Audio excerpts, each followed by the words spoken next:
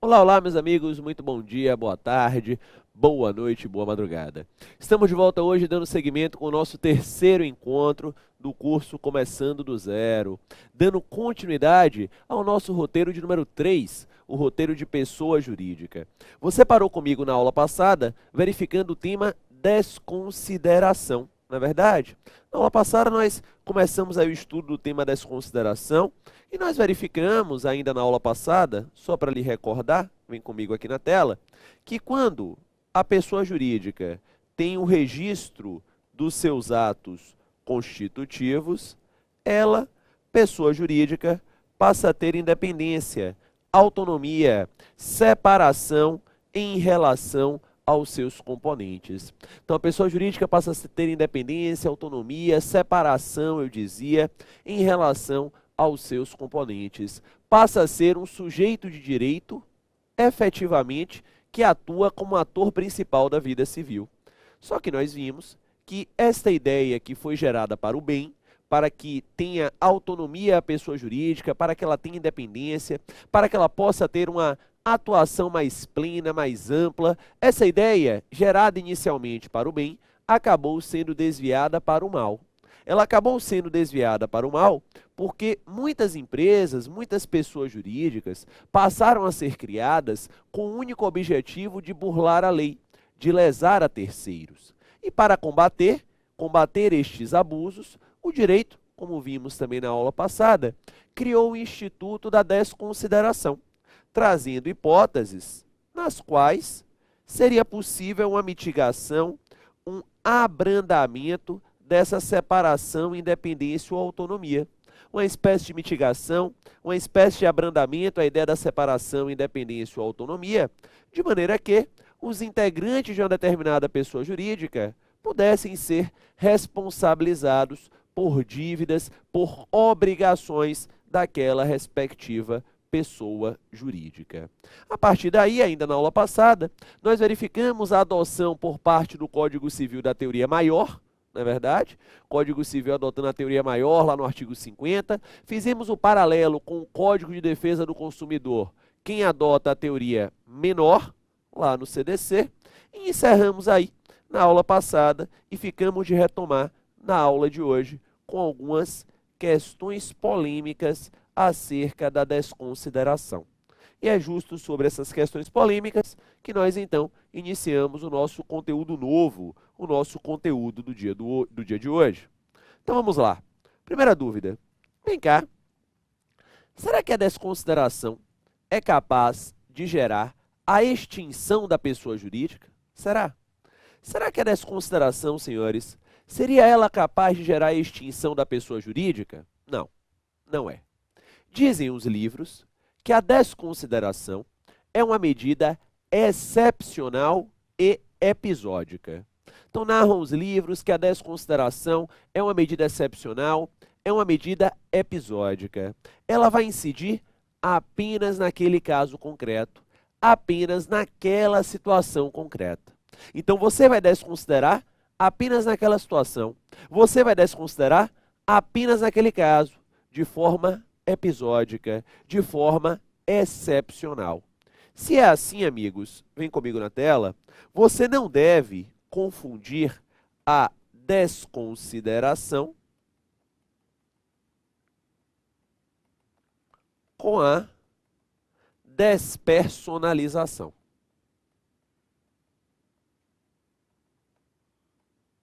Então, você não deve confundir a desconsideração com a despersonalização.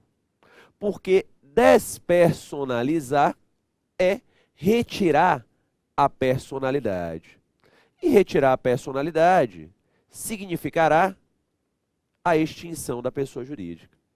Despersonalizar é retirar a personalidade, e retirar a personalidade equivale a extinguir a pessoa jurídica.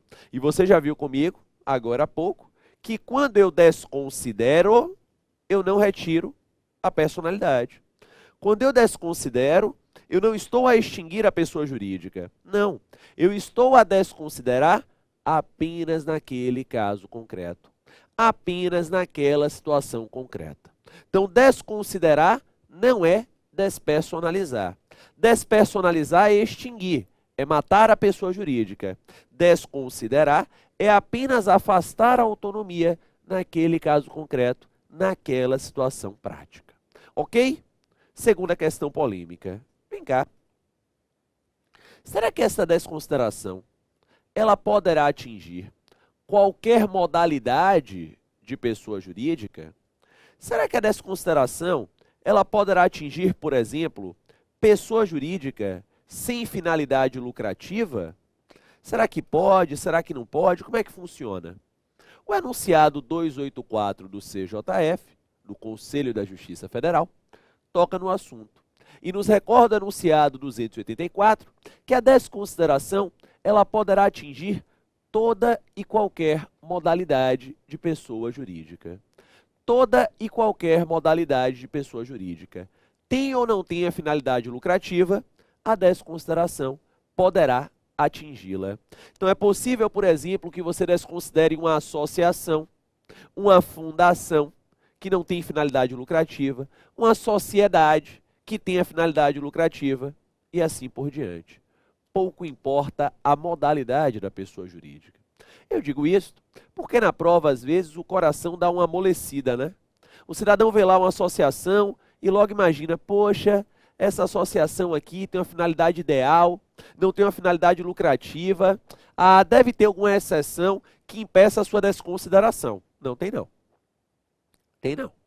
Se lá na associação estiverem presentes os requisitos do Código Civil, haverá sim a respectiva desconsideração. Ok? Seguindo nas dúvidas, vem comigo na tela. Próxima dúvida, terceira. Será que esta desconsideração pode ser pleiteada, pode ser arguída pela própria pessoa jurídica? Será que a própria pessoa jurídica, enunciado 285 do CJF, será que a própria pessoa jurídica, ela poderá pleitear a sua autodesconsideração? Será que pode? Sim, é possível. É possível sim que aconteça. Eu irei lhe comprovar isto, primeiro, sob o ponto de vista técnico, e depois, sob o ponto de vista prático. Vou começar aí, comprovando a tese, sob o ponto de vista técnico. Olha só, quando você vai no Código Civil, você viu comigo na aula passada, lá no seu artigo de número 50, você observa que o Código Civil, ele exige dois requisitos para que haja desconsideração. Primeiro requisito, um pedido expresso, feito pela parte ou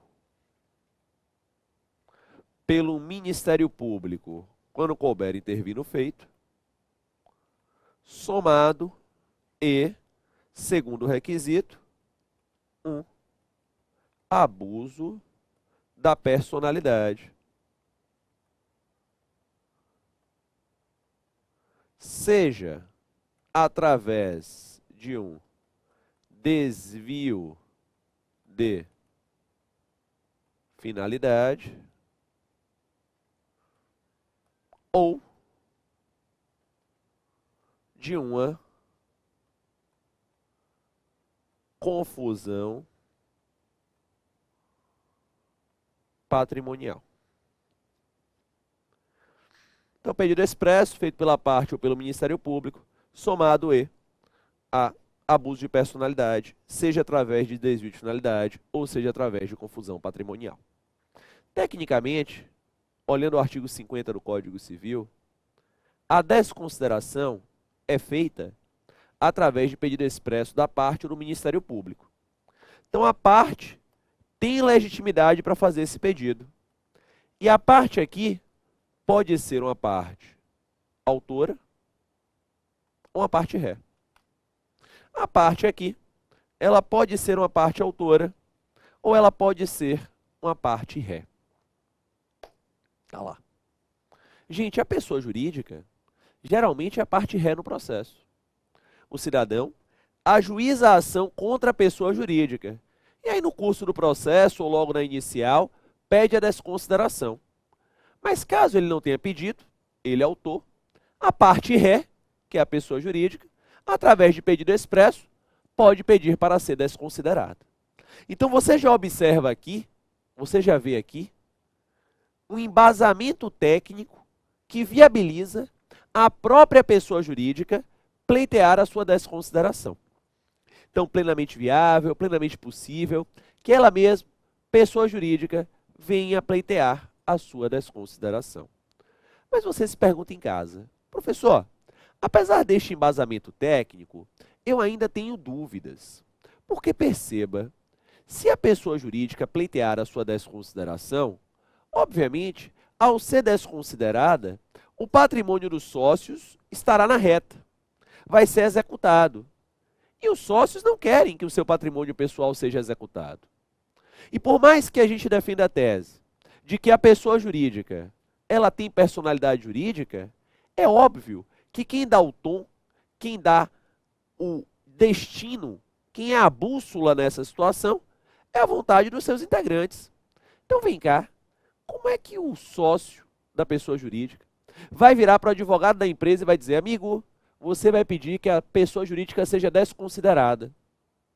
Porque se ele fizer isso, em última análise, ele vai estar colocando o patrimônio dele na reta.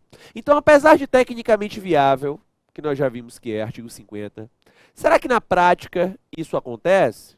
Acontece sim. E acontece por conta de um detalhe previsto igualmente no artigo 50. Vem comigo na tela novamente.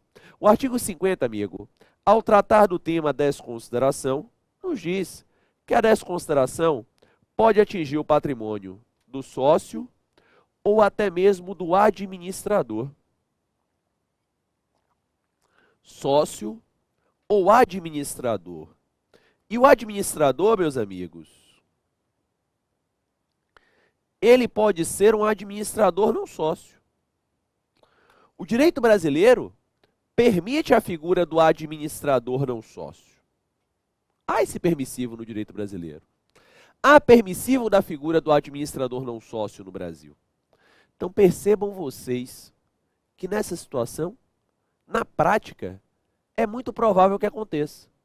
Imagine você que o administrador, que não é sócio, praticou um ato abusivo. E aí os lesados ajuizam uma ação contra a pessoa jurídica. Os sócios da pessoa jurídica viram para o advogado e falam, meu amigo, quem fez a besteira foi o administrador, não o sócio. Você, então, em sede de contestação da pessoa jurídica, vai requisitar que a pessoa jurídica seja desconsiderada para que seja atingido o patrimônio do administrador, não sócio. Pronto. Tá aí. Pode acontecer. Seguindo. Quarta dúvida. Será que esta desconsideração pode se dar na modalidade inversa, que alguns autores chamam de indireta? Seria cabível uma desconsideração inversa? Seria cabível uma desconsideração indireta? Será que pode? O Código Civil não regula o assunto. O Código Civil hoje vigente não regula o assunto. Não trata. Mas a doutrina, enunciado 283 do CJF, bem como a jurisprudência, cito aqui a título de exemplo, está aí no seu material de apoio, informativo 440 do STJ, a doutrina, a jurisprudência, há muito, já adotam a tese da desconsideração inversa, da desconsideração indireta. O STJ, inclusive, tem outros julgados, além do informativo 440, eu cito outros aí no seu material de apoio, olha aí na tela, que os senhores depois podem consultar, a exemplo do RESP 1236-916 do Rio Grande do Sul, e cito a título de exemplo, porque há outros julgados. Eu dizia, será que é possível essa desconsideração inversa? Para a doutrina e para a jurisprudência, sim. E como é que se dá esta desconsideração inversa, indireta? Ela acontece na contramão. Na contramão. Ela vai sair da pessoa física para atingir a pessoa jurídica. Então, ela vai acontecer na contramão. Ela vai sair da pessoa física para atingir a pessoa jurídica. É uma desconsideração, eu dizia, inversa, indireta. Não tem previsão expressa na lei, ainda hoje, né? Teremos com o novo CPC, que ganha vigência em março, mas hoje não tem, tá? Não tem previsão expressa na lei e ela é permitida na contramão. Mas, professor, como é que eu faço para realizar essa desconsideração? Você vai aplicar, por analogia, os requisitos do artigo 50 do Código Civil. E fazendo esta analogia com os requisitos do artigo 50 do Código Civil, você vai desconsiderar a pessoa física para atingir lá o patrimônio da pessoa jurídica. Então você desconsidera a pessoa física para atingir lá o patrimônio da pessoa jurídica.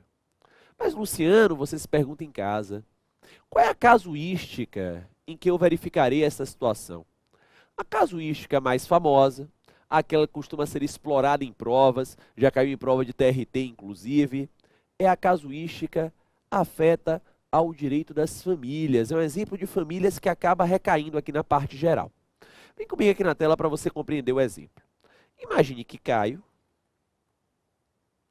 é casado com Ana. Vou botar um regime de bens aqui bem amplo, tá? Para ficar ainda mais fácil o exemplo. Comunhão universal. Caio é casado com Ana na comunhão universal. Imagine você que Caio percebe que o relacionamento vai muito mal. Que o relacionamento vai muito mal e que a qualquer momento é possível que haja o divórcio. Tá? Então o relacionamento vai muito mal, a qualquer momento é possível que haja o divórcio. Caio, com receio do divórcio e querendo reduzir as participações de Ana nas divisões patrimoniais decorrentes lá do divórcio, Caio, que tem uma empresa, uma pessoa jurídica, passa a fazer aquisições tão somente em nome da pessoa jurídica. Então ele passa a fazer aquisições apenas, tão somente em nome da pessoa jurídica.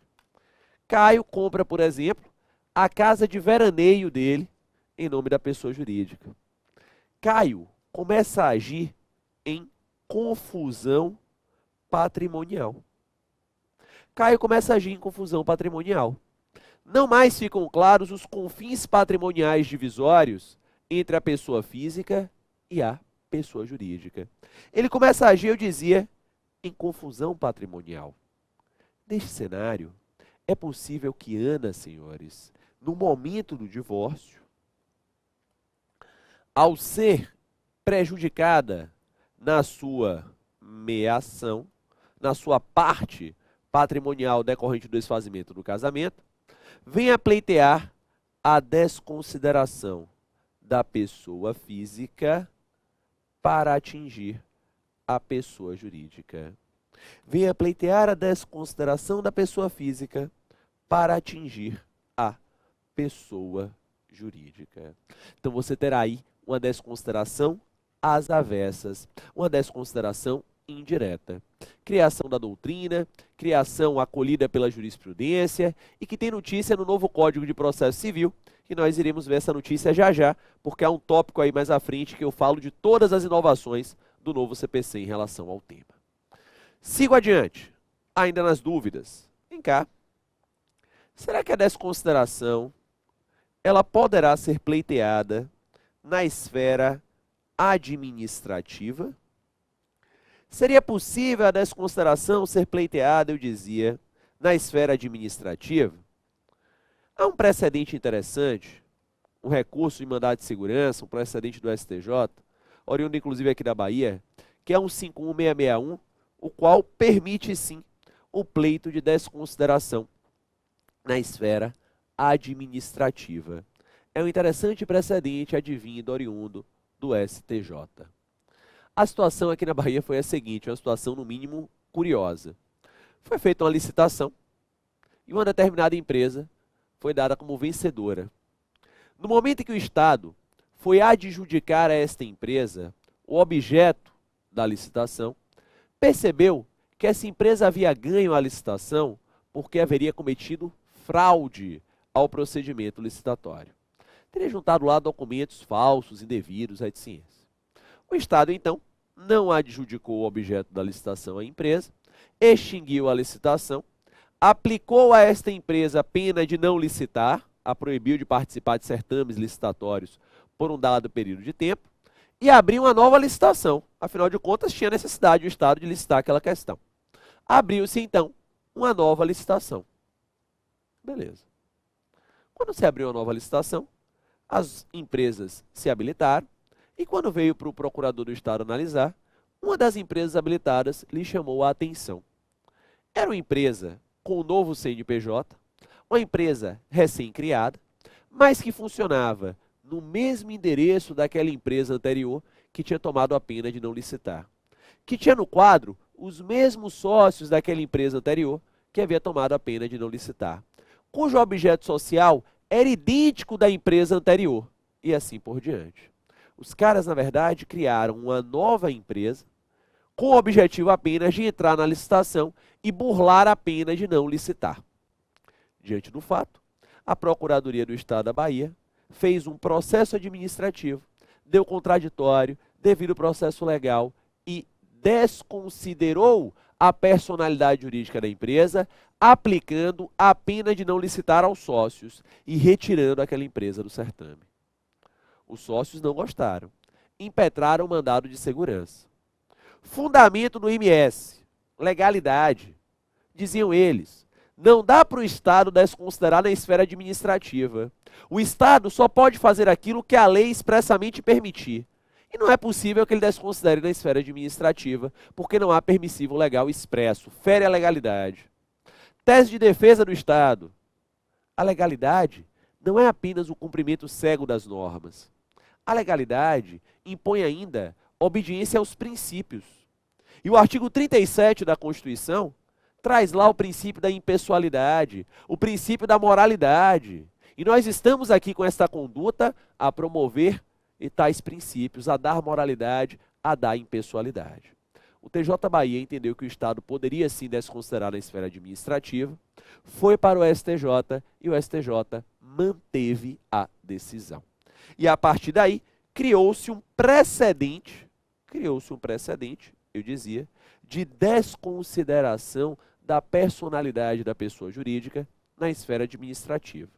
Fato que, com este precedente, várias leis de licitações estaduais foram alteradas.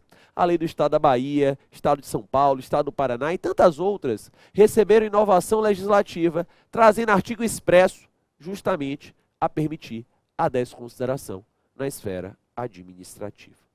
Ok? Beleza? Seguindo nas dúvidas. Para desconsiderar, existe algum prazo? Existe algum prazo que há de ser observado para que haja desconsideração? O informativo 468 do STJ, nos informa que a desconsideração é um pedido que não se submete a prazo. É um direito potestativo, olha o número do recurso especial aí, 1.180.91 do Rio de Janeiro. É um direito potestativo que não tem prazo para exercício.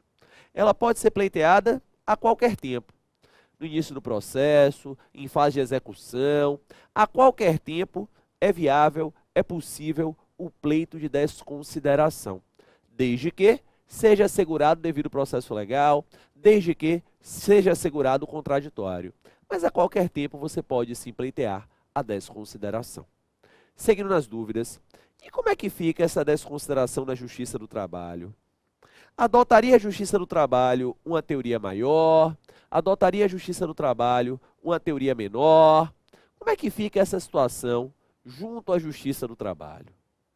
A CLT é omissa em relação ao tema da desconsideração. Você não encontra na CLT um único artigo expresso tratando do tema da desconsideração. Em sendo assim, diante da omissão, você pode chamar o artigo 8º da CLT. Artigo 8º da CLT, que nos diz que quando há lacuna, deve ser aplicado o direito comum, desde que seja respeitada a principiologia jus laboral e a equidade. Então diz lá o artigo 8º da CLT. Quando há lacuna, podemos aplicar o direito comum, desde que seja respeitada a principiologia jus laboral e a equidade. Direito comum é Código Civil e Código de Processo Civil. Esse é o direito comum. Mas o Código Civil, ele adota, como você viu comigo na aula passada, a teoria maior. O Código Civil, ele adota a teoria maior. E ao adotar a teoria maior, o Código Civil exige requisitos para a desconsideração. Então, adota o Código Civil a teoria maior e exige este Código Civil requisitos, eu dizia, para a desconsideração. Pedido expresso da parte do Ministério Público, somado ao abuso da personalidade, seja desvio de finalidade ou confusão patrimonial. Como vimos na aula anterior, a teoria maior trabalha com um número maior de requisitos. Então, pela teoria maior, é mais difícil desconsiderar. É mais difícil desconsiderar. Vem entender no TST que esta teoria maior, ela não se coaduna com os princípios jus laborais e com a equidade. E que, por conta disso, a analogia aqui deve ser feita com base no artigo 28, parágrafo 5º do CDC. Então, devemos fazer a analogia com base no artigo 28, parágrafo 5º do CDC, o qual, senhores, adota uma teoria menor. Adota uma teoria menor porque o CDC, assim como a CLT, tem como grande norte, tem como grande bússola a proteção ao hipossuficiente. E ao ter como grande norte, ao ter como grande bússola a proteção ao hipossuficiente, acaba por abraçar, acaba por adotar uma teoria menor, porque é mais fácil desconsiderar, exige um número menor de requisitos. Então, na Justiça do Trabalho, o raciocínio que vem sendo construído é este, sendo que as casas judiciais trabalhistas brasileiras vêm adotando, abraçando a tese da teoria menor. Ainda nas dúvidas, e o que seria uma desconsideração sucessiva? E o que seria uma desconsideração sucessiva? A desconsideração sucessiva seria aquela que promoveria a soma entre a desconsideração direta e indireta. Então, na sucessiva, você vai ter a soma. Você vai somar a desconsideração direta com a desconsideração indireta. Dá um exemplo para você compreender. Imagine você que o cidadão tem uma pessoa jurídica A e que esta pessoa jurídica vai muito mal. Ela está péssima. Ela está péssima, vai muito mal. E este cidadão, receoso de que por conta desta pessoa jurídica ir tão mal, por conta desta pessoa jurídica estar tão ruim, pega o seu patrimônio todo e empurra para a pessoa jurídica B, a qual está ótima. Então ele pega todo o patrimônio que possui e empurra lá para a pessoa jurídica B, a qual eu dizia que está ótima. Qual a intenção dele? A intenção dele é clara. A intenção dele é que no momento em que haja a desconsideração direta, que é a regra, da personalidade jurídica da pessoa jurídica A, que ao chegar na pessoa física, nenhum patrimônio seja encontrado. Afinal de contas, está tudo na pessoa jurídica B. Neste cenário, é possível que haja uma desconsideração sucessiva, que se pleiteie, além da desconsideração direta, a indireta, tendo aí uma desconsideração sucessiva. Então, vai se desconsiderar a pessoa jurídica A para atingir a pessoa física por dívida da pessoa jurídica A, E em sendo nulo o patrimônio da pessoa física, se avança na inversa para atingir a pessoa jurídica B nos limites da cota. Então você tem aí uma desconsideração sucessiva. E o novo Código de Processo Civil, como tratou do tema? Conversaremos sobre isso no nosso próximo bloco. Até daqui a pouco.